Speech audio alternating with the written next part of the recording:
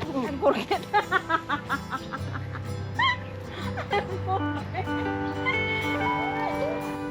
Sana mamuha ka ng maray. Napakaganda ng ugat nyo.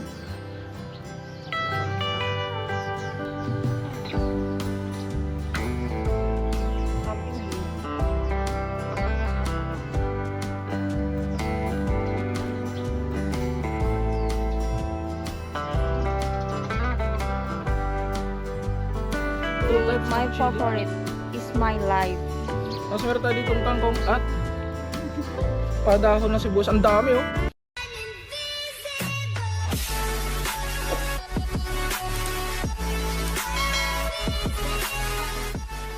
So what is up mga katunying, magandang umaga. At yun, nandito na naman tayo syempre sa garden natin mga katunying. At magtatanim na tayo ngayong araw. Dahil kahapon hindi natin natapos. Bali nakapag-prepare lang tayo kahapon mga katunying. At ngayon naman, punta ko sa basurahan kagabi at nakakuha ko ng mga kumot na makakapal na pwedeng, o tela na pwedeng itakip dun sa pagtataniman natin ng upo at kalabasa para hindi tumubo ang damo mga katunying. Magtatanim tayo ngayon ng mga gulay. So unahin natin yung kalabasa at upo mga katunying. Dahil yung kalabasa at upo doon sa ano to, doon sa dulo. At saka susunod natin yung sitaw. Kaya yan lang muna yung dadalhin natin. At ito yung nakuha natin mga tela na itatakip natin sa damo. Yan. So ito tatlong upo.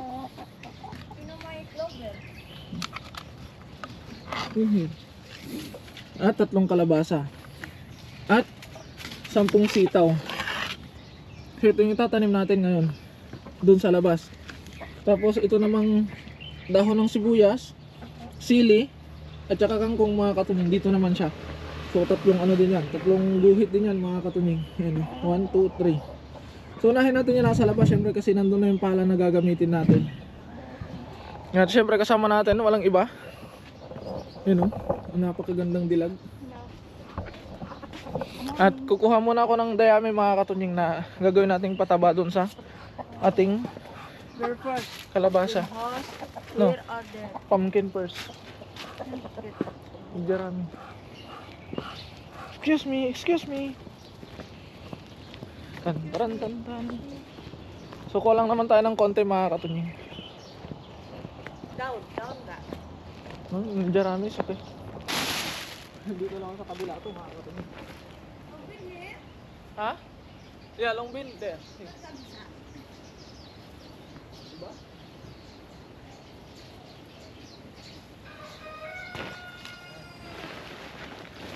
Nakatingin yung namumulot na iba sa akin kahapon kasi namumulot ako ng mga blanket. Why you very care? So, Because grass you give blanket. mas tingin. Yun. Hindi walang damo mga katunying.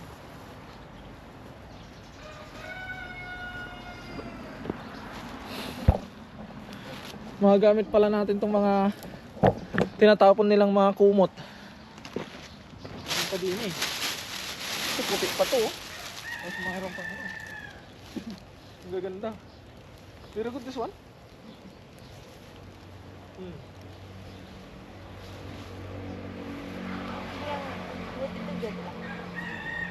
Remove. Good kotor. Bigla.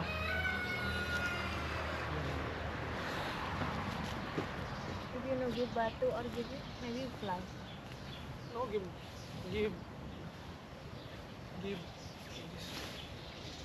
I don't know how to say it. Like, Tama. give soil. Tama. Patatabunan natin yung gilid-gilid niya mga katunying para hindi siya liparin.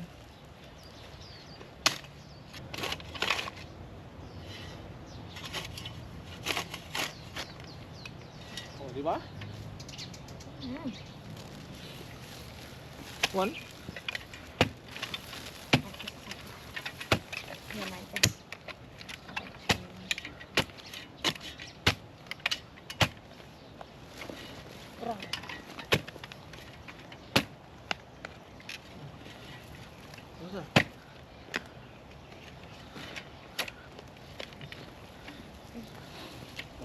Ada itunya. Sana yang sana. Ngoping.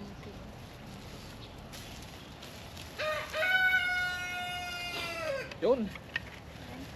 Pakaangas. Ayun. Yung kinalabasan niya mga katunying. Brush. Iusog na lang natin yung isa. Sama nila brush.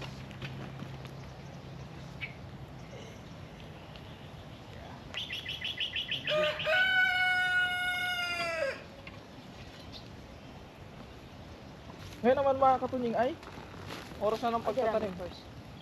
Garami. Suot muna tayo ng gloves. Ayan, okay. Banyak. More.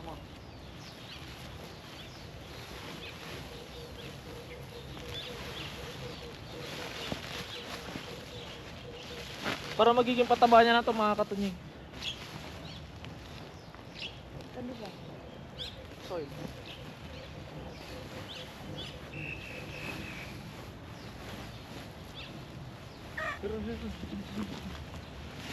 I'm forget.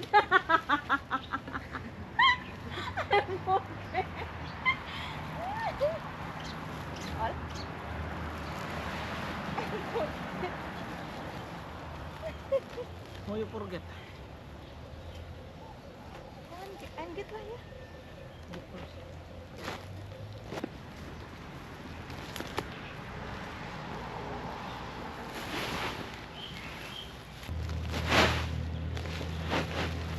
Yun.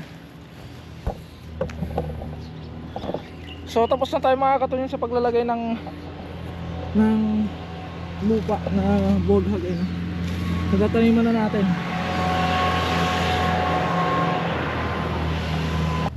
Isang upo at isang kalabasa sa isang butas.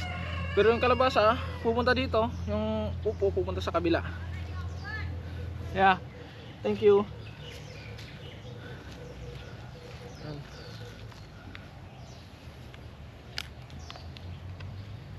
Sana mamunga ka ng maray. Napakaganda ng ugat nyo.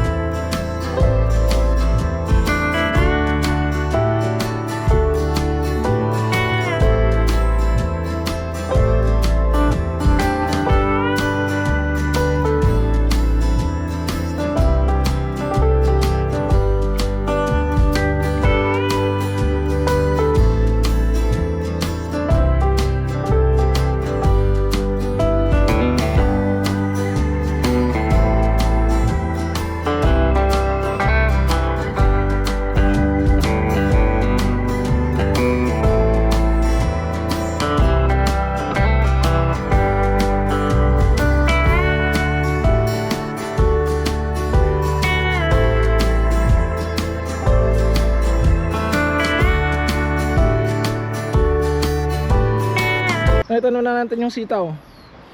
Pero hindi pa natatapos doon ang lahat dahil meron pa tayong kangkong mga katunying. Tatanim pa tayo ng kangkong. Kaya simulan na natin yung kangkong at kangkong N. Apa? Bawang. Daon bawang. Onion leaves. And chili. Yung chili. Ito naman ang ating tatanim dito sa ating part na to. So ang sili. Ano yung sili mga katunying? You show them your chili. Two types My of chili. favorite is my life. Tapos meron tayo ditong kangkong at padahon na sibuyas. Ang dami oh. Alam nyo ba mga katunying na ito? How much is it? 2.20? One piece. So isang bilog na to mga katunying, sa isang piraso na to is 2.20 lang siya. Tapos ilang piraso na yung laman? 2, 4, 6, 7 na yung laman. Yung iba marami. Di sila pare-pero pero 20 lang ang kada isa mga katunying. Sa kada isang bilog. Ito 3 isa at ang dami na din. Kaya ang dami na nating nabili pero hindi natin naubos yung 500 na budget natin. At bibili pa tayo ng ibang gulay mga katunying.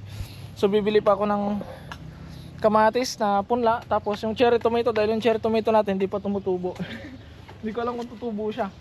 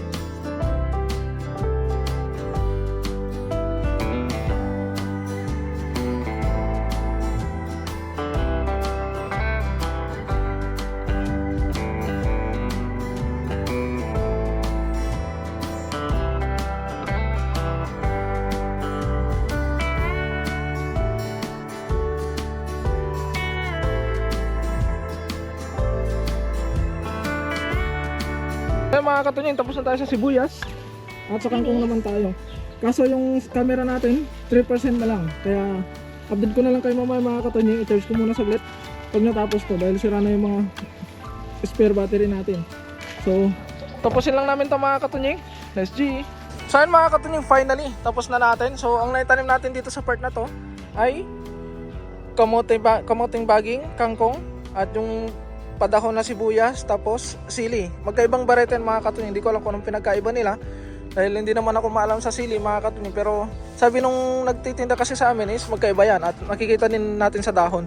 So titingnan na lang natin kapag namunga. At doon naman sa kabila mga katunying, doon sa labas is nakapagtanim tayo ng sitaw at saka upo at kalabasa doon sa nilagay natin na banig or kumot mga katunying. At dito naman natin pinuesto mga katunying yung papaya natin. So kinulong lang natin para hindi siya kainin ng pato natin. At doon naman sa kabila is yung ating greenhouse. Ang tinanim natin is yung natirang sibuyas na padahon kasi may natira mga katunying, at yung lettuce. So yun muna ang update mga katunying. At ito naman yung ginawa natin na bahay ng ating mga alaga. Tingnan nyo naman yung ginawa nating condominium nila mga katunying. Aircon na lang kulang, pasok tayo. So dito sa una na pugad, meron na siyang 2 itlog. Tapos doon sa isa mga katunying, Rico, sa isa meron din siyang 2. Ano, yung isa tapos isa doon. Tapos may nakita akong gumagawa ng pugad doon sa kabila, kaya tinakpan ko siya ng ganyan. At pumasok din yung mga pato natin dito kanina. So ganyan po yung loob. Yan. Hindi pa rin natin tinanggal yung net dito